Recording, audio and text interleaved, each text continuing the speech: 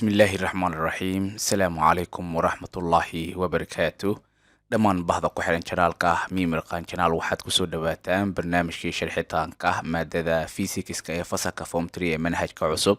oo idin kaga imaanaya MK channel soo gudbiyay waa ustaad Mimirqaan fadlan haddii aad ku cusub tahay channelka inoo subscribe garee adigoo gujinay gambaleelka like commentigana waa inoo muhiim mahadsanid waxaan ku guda jirnay chapterkii shanaad ee aanu kaga hadli doono ama kaga hadlaynaba current electricity qolqolka danabka oo waxaan kaga soo hadalnay electric circuit-kii electric current ee maanta waxaynu dul istaagi doonaa electric resistance-ga ama awoodda iska caawinta danabka electric resistance-ga and ohm's law electric resistance-ga waxaynu soo sheegnay current-ga waxaynu dhahnay qolqol danab weeyaan oo macnaha inuu flowing current uu sameynayo circuit-ka ama mareegta uu ku sameeyo mareegtan waxaynu ku soo sheegnay waa wadadii qolqolka uu lagu sameeyo ayaan ku soo sheegnay markaan leenahay resistance markaan leenahay waa opposition to the flow of current in electric circuit wuxuu lid ku yahay qolqol danabeedka ama current-ga in markaasi electric circuit-ku uu ku qolqolayo markaasi lid ku yahay taa macnaheedu taa markaa waxay iska caawinaysaa resistance waa iska caawinti weeyaan waxay iska caawinaysaa inay markaasi qolqoliso ama flowing ay samayso current-ga electric circuit inuu ku samayso iyo markaasi resistance ay opposite ku tahay markaa current-gu wuxuu ahaa waa flowing charge halka opposition of the flowing current-gan uu yahay resistance-ga okay resistance-ga waxaan u qaadan doonaa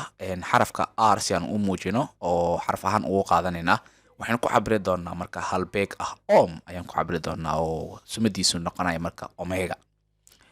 mid kale omega jirtay oo asina angular frequency-ha loo qaadanayay taa waa quantity waa xaddiga markii loo qaadanayo laakiin as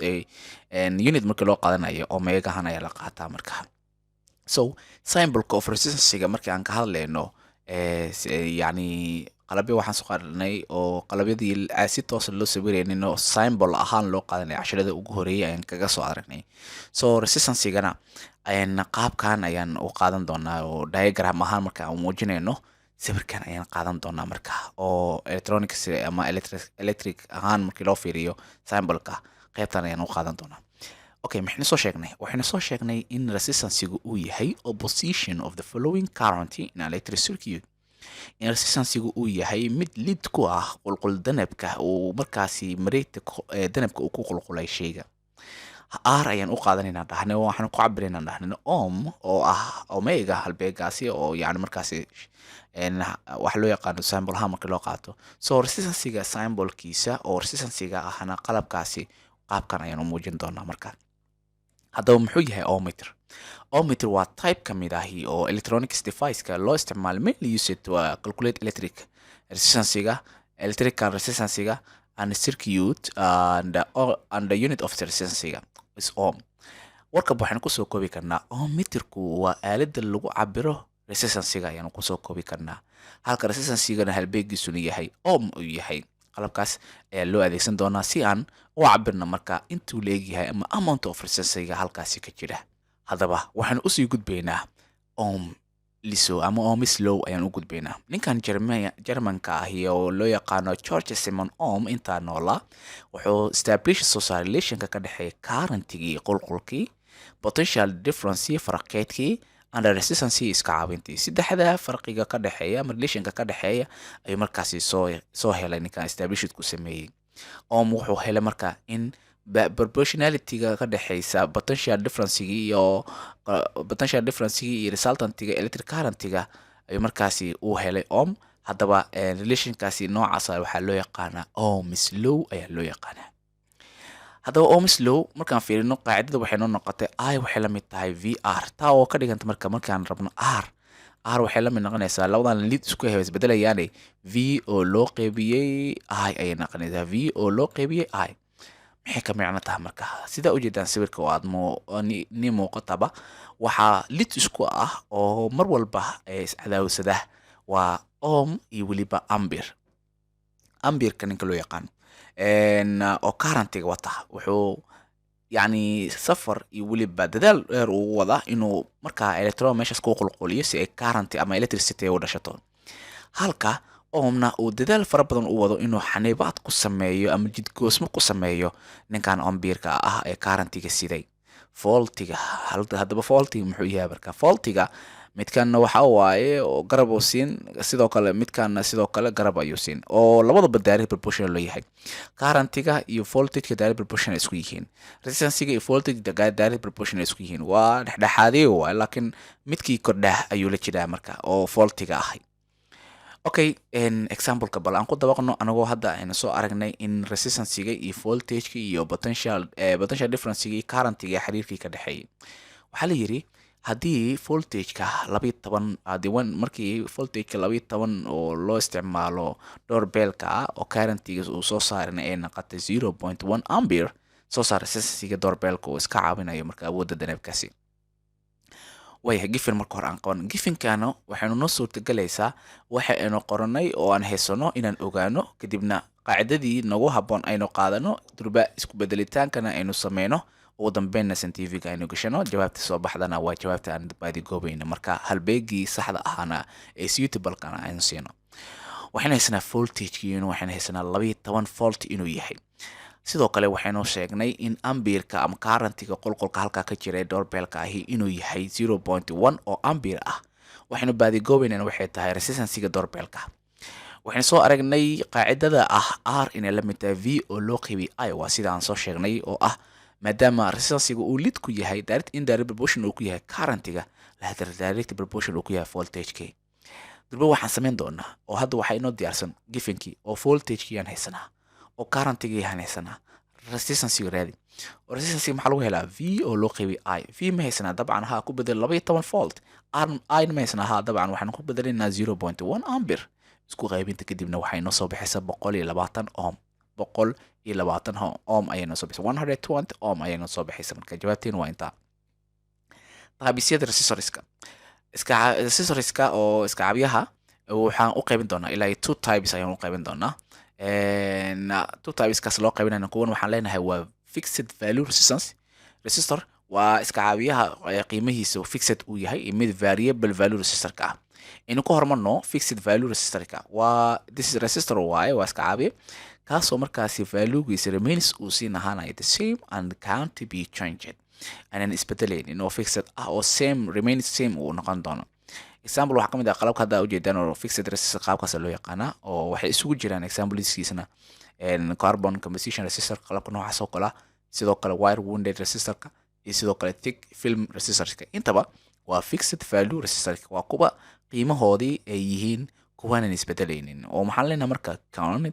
be changed ayaan leenahay marka. هذا هو variable كي هذا مقاش variable means changing إنه changing سمايه بدل سمايه so resistor كاني أو لبض resistor ماشي نوعه مقطع value can be changed ولا بدلها أو بدلها سي أجلس وأجلس كريا مركا قيمة current يفولت كي وأجلس كريا سؤال واحد كم إذا مركا potentiometer أو resistor كا resistor كم إذا خلا بيداني وحي كساعد أيان نشيء ومركاسي أما variable resistor إنه يهي أما نوع كم إذا هي إنه يهين. ويه إن general application كا أو هذا وحنا صار شغلنا in both resistor أجران سيدا fixed ي variable general application كلو أديك سنايو محيطها باربوسكي كو أنت بدن لو أديك سيدا home electrical appliance قرياشة قلبية لو أديك سيدا heater كوكالة سيدا كلا TV كوكالة يوحي لميده for protection purpose sidoo kale inuu purpose ahaan oo macnaha waxyaabo loo adeegsado waxa kamid ah for protection fuse-ka oo kale in markaasi awood zaid ay ugu soo gudbiso kale fuse-ka inta badan uu ka difaacayo so mar walba fuse-ka uu markaasi halaabo waxa qasab ah in qalabkaasi la bedelo si fuse cusub loo soo helo fuse-kan wuxuu ka saacidayaa sheegan inuu iska caabin markaasi uu sameeyo danab qul badan uu meeshaas ku soo gudbo fuse-kaasi si la mid ah sidoo kale resistors waxay controlaan power control circuit-kaas ay controlaan oo power control circuit-ka ayuu controlling ku sameynayaan waxaan baranaynaa oo hadda waxaan soo hadalnay oo resistance-ga aan soo sheegnay marka waxaan baranaynaa resistivity maxaa la dhahaa iyo conductivity waa laba oo markaa lid aad isku ah midna waxa uu yani shaqadiisu tahay inuu iska caabiyo inuu danab gudbiyo ama danab inuu qulquliyo oo zaid u qulquliyo midna waxay tahay wuxuuba shaqadiisu tahay in gudbin uu sameeyo so resistivity iyo conductivity mid ba hadaa qeexda mid kale saas ku qeexin kartaa resistivity waa awoodda shaygan uu u leeyahay inuu iska caabiyo inuu danab markaasi ku qulqulo, halka conductivity uu yahay inuu shaygani awood u leeyahay inuu markaasi gudbiyo koronto ama wixii la mid ah. conductivity balan ku hormarno waxaan ku qeexaynaa waa materials ability, waa awoodda shaygu uu u leeyahay to conduct inuu gudbiyo electricity danab inuu gudbiyo or heat ama kul inuu gudbiyo. awoodda uu leeyahay shaygaasi ayaa waxaa loo yaqaanaa conductivity, awoodda gudbinta uu shaygu leeyahay. resistivity waa awoodda iska caabinta shaygu leeyahay, asiin sidoo kale marba conductivity awoodda gudbinta uu yahay waa cagsigiisa weeyaan. so inverse of conductivity alena ma conductivity ina calaamadaas u qaadanayna, inverse of conductivity ayaan qaadanayna. marka waxaan tooshka sii daba qaadan doonaa resistivity-ga. so the unit of resistivity is ohm meter, waa ohm meter. okay, factorisya waxaa jiraan resistance-ga oo conductor-ka la xiriira.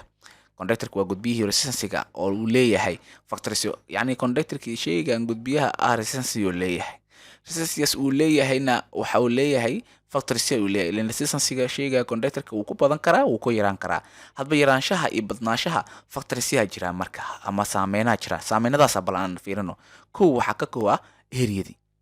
area-da conductor-ka ama gudbiyaha conductor-ka area-diisi haddii sinner uu yahay conductor-ka oo shay markaasi sinner uu yahay, so waxaan leenahay marka high resistance-ga ayuu leeyahay. marka haddii markaasi uu sinner uu yahay oo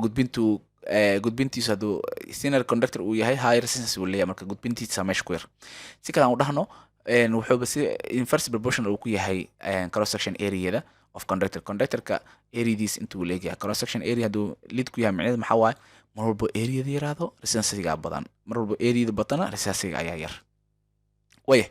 oo hadda waxaan haysanaa resistance-ga inuu direct proportional ku yahay area-da. okay, length-ka sidoo kale of the conductor, gudbiyaha conductor-kaas ama wire ha ahaado wixii kala ahaadee, resistance-ga wuxuu ku yahay marka mid direct proportional. taa macnaheedu tahay marka haddii shaygani this means macnaheedu waxay tahay that if the length haddii dhererka of the wire-ka increase uu ziyaado, resistance-ga of the wire-na wuxuu noqonaa marka increase uu ziyaadaya. so vice versa bilcagsi hadduu yaraadan sidoo kale r waxay direct proportional ku tahay length, mar walba length ka dheeraado resistance-ga uu badan yahay. waa materials-yada conductor-ka uu ka kooban yahay, asiin sidoo kale waxyaabaha uu ka tirsan yahay uu ka mid yahay. hadda waxaan soo sheegnay inuu area-da ku tirsan yahay, length of conductor ku tirsan yahay, material-ka waxyaabaha uu ku samaysan yahay. so material ku samaysan yahay macnaheedu maxaa waaye waxaa jira marka tirooyin gaar ah ee material kasta uu leeyahay. tirooyinkaas gaarka uu material kasta uu leeyahay asina waa qaadan doonaa waxa loo yaqaan. so wax ka mid ah sida kabarka oo kale wuxuu ka less resistance badan ka yar yahay than iron. ogow mid walbo midkoo resistance-giisu uu ka yar yahay wuu ka conductive badan yahay. yacni markaan leenahay resistance-ga yar meel kaloo ka badan yahay oo ah gudbintii korontada ayuu ku badan yahay. waay resistance high resistance hadaa maqasho conductivity-giisa yar waay, yacni awoodda gudbintiisa yar waay hadduu resistance-giisa badan yahay. iyo waxaa kaloo ku tirsan yahay temperature-ka shaygaas uu leeyahay marka conductor-ka uu leeyahay. qaacidada marka qeybtan aan kusoo gaweyna marka oo ah r waxay la mid tahay bida oo rooh ah oo resistivity ah waa awood iska caawinta shaygu uu leeyahay. waa meeshaan dhahaynay materialka uu shaygu ka kooban yahay ama shaygu uu ka samaysan yahay ama kabar ahaado ama wixii la mid ah ahaado material sida noocaas oo kale ayaa waxaan leenahay marka wuxuu leeyahay marka tirooyin gaar ah oo materialska ay ku kala duwan yihiin. marka oo aan dhihi karno marka hadda kabarka oo kale aan ku dhahnay resistance waaye awoodiisa caawintiisu way ka yartahay marka loo fiiriyo iron marka loo fiiriyo. macnaheedu taa marka in kabarku uu leeyahay oo high conductivity inuu leeyahay marka ile maarta weeyaan. waa waxyaabaha hadda inta badan korontada lagu soo gudbiyo kamid tahayba. soo qaacidada marka qaybtaas aynu noqonaysaa oo l waxay ku tahay direct proportional, n waxay ku tahay indirect proportional. okay, example-ka anigoo fiirnay marka example-ka finding waxaan raadin doonaa resistance-ga ayaa raadin doonaa. resistance-gaas aan raadinayno oo length-ka aluminium-ka oo shayga conductor-ka ahi ama gudbiyaha ahay oo aluminium-ka laga dhigay waxaa la dhahay marka waa 3.2 oo meter ah. 3.2 oo meter ah. wire-ka cross section area ayuu leeyahay. cross section area-diisu wuxuu gaarayaa waa 3.5 times 10 to power minus 6 oo meter square ah. resistivity awoodda oo iska caawinta aluminium-ka intaan la eegyahay marka. so tiradan waa tirooyin markaasi lagu siin doono ama jadwalka kulay wuxuu ku qoran yahay page-ka 161 ayuu ku qoran yahay page-ka oo jadwalka hoose markaa la daalacato oo aluminiumka hadda sida noo qoran oo kale 2.8 lagu dhufto 1 ku jibaan minus 8 oo ohmmeter ah sidoo kale liida jiro oo 1.9 lagu dhufto 1 ku jibaan minus 7 ah waxaa jira iron ah jirto 1 lagu dhufto 1 ku jibaan minus 7 ah iyo germanium ah jiro 4.6 lagu dhufto 1 ku jibaan minus 7 minus 1 ah iyo cobalt ah jiro 5.6 lagu dhufto 1 ku jibaan minus 8 copper ah jiro 1.7 lagu dhufto 1 ku jibaan minus 8 waa badan yihiin marka sida awgeed durban markaa fiiriso zaid markaa u barato oo tirooyin marka waxaa jira marka waxyar kala duwan oo gobolka qaar tirooyinkan hadda la qaadana oo kale laakiin 10 ku jibaan minus 8 ka meesha soo kale ay ka midaysan yihiin gifinkeena aan baxsano okay waxaan haysanaa lengthkii oo dhererka aluminium wire-ka oo 3.2 oo meter ah waxaan kaloo haysanaa area cross section area oo 3.5 lagu dhufto 1 ku jibaan minus 8 meter square ah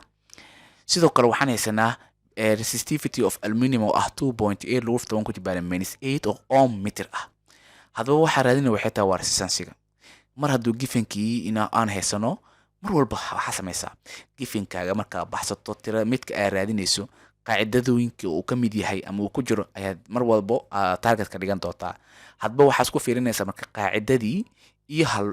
iyo waxa aan haysto gifinka ah haddii qaacidadii iyo waxa aan haysto gifinka ah ee isa markaa ay noqdaan kuwa oo markaasi suitable isku ah ama isku haboon waan mari doonaa haddaysan isku haboonayna waxaa laga yaabaa in resistance-ga ama qaacido kale inuu leeyahay haddaba ku baroobe qaacidooyin walba uu asiga leeyahay markaa ku fiiriso gifinkaaga ayay ku xiran tahay markii qaacidada aad qaadanayso okay hadda aniga waxaan doorbidayna qaacidadan oo ah oo qaacidadii kale oo ahayd oo v loo qaybiyay ay ma doorbidi karno liana voltage-na ma haysano current-na ma haysano so hadda kan aan doorbidayna oo maxaan ku doorbidnay resistivity-gu waan haysano aluminium-ka 2.8 lagu dhufto 1 ku jibaan minus 8 ohm meter ah sidoo kale L waan haysano length-ka oo 3.2 oo meter ah si la mid ah area waan haysana oo 3.5 lagu dhufto 1 ku jibaan minus 8 meter square ah hadba kaliya waxa ii dhiman waxay tahay oo kaliya ku bedelasho inaan sameeyo ku bedelasho markaan sameeyo kadib centiviga ayaan soo qabsan centiviga markaan gelinayo waxaan sameyn doonaa haddii centivigada cusub haysato waa ku fududahay oo qoys furaysa oo waxa leedahay 2.8 lagu dhufto 1 ku jibaan minus 8 ayaa leedahay adigoo markaa jibaarka kasoo deganaya oo qoyska xiraya kadibna haddana qoys ayaa furaysa oo sida caadiga hadii oo yani centiviga kala awoodato dhammaan si loo gelinayo 2.2 ama 3.2 ayaa leedahay qoyskan waa xiriisa oo loo qaybiyaa leedahay waxaan sameyn rabaa waa centivigada dhammaan qaabka loo gelinayo laakiin centiviga caadiga hadaa haysato meesha hadda anaga bracketka hadda aan ka sameyn waxaa sameynaysaa adiga 2.2 3.2 jajabkii aad samaysanaysaa qaybta hoosena saas u gelin doontaa laakiin hadda anaga certificate good si loo geliyo ayaan sameynaa haddana qoys ayaa furaysaa oo 3.5 lagu dhuftay 10 ku jibaaran 10 ku jibaaran minus 5 minus 8 ayaa leedahay jibaarka adoo kasoo deganaya qoyska xiraya kadibna equal dhahay equal kadib waxay noo soo baxday marka 2.56 ayaa inoo soo baxaysa 2.56 ohm ayaa inoo soo baxaysa هذا وما سنتين دقيقة وعني ده وشينا قالي قاف الله هدي أقوى سبتاجنا الكنوس سبسكرايب قري عادي كوجنا يكمل لايك كومنتي كنوا عينهم مهم ما هسنت